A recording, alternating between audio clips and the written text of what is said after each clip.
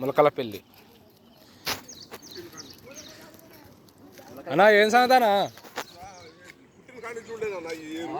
ఏంది బ్రిడ్జి కూడా పోయిందిగా. అదే షాపు సగం మునిగిపోయింది. పొలాలు డీవీలు పోయినాయి, వైర్లు పోయినాయి, స్తంభాలు అన్ని. షాపు సగం మునిగిపోయింది.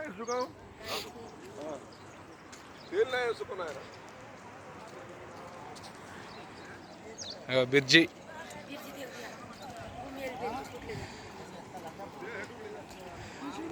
బ్రిడ్జి కూడా లేచిపోయింది అసలుకి. అది ఎవరో పెట్టినట్టే పోయింది కాబట్టి పక్క.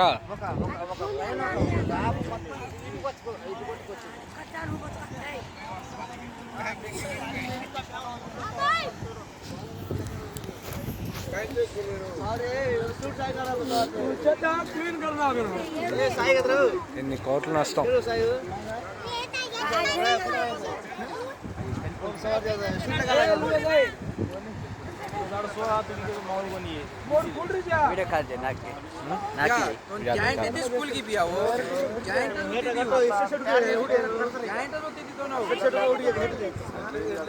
దానికే జాయింట్లు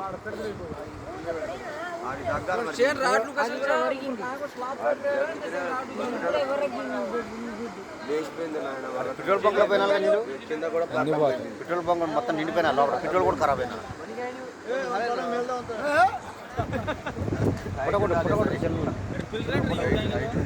ములకలపల్లి బ్రిడ్జి ఆ హైట్ ఉండాలి, చాలా హైట్ ఉంటేనే.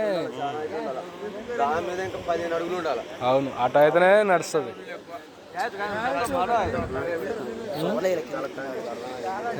దీని సోలేల కింద లేచింది.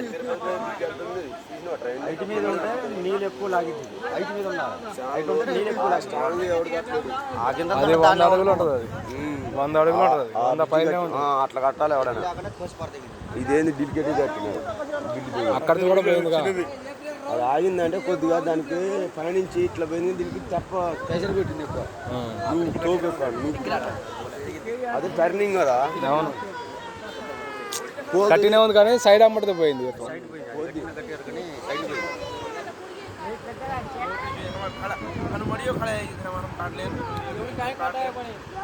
అమ్మాయి బ్రిడ్జి భలేగా వచ్చింది. అది పడవ పోయినట్టే పోయింది. అది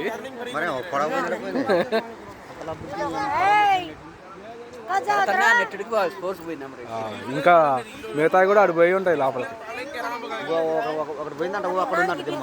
ఆడ పెట్టిందంట ఓ దిమ్మ పోయిందంట, మధ్య దిమ్మ ఆడుతుందంట, మూల మీద పెట్టిందంట. మళ్ళీ ఇది చేయాలంటే ఎంత ఖర్చు? కోట్లే.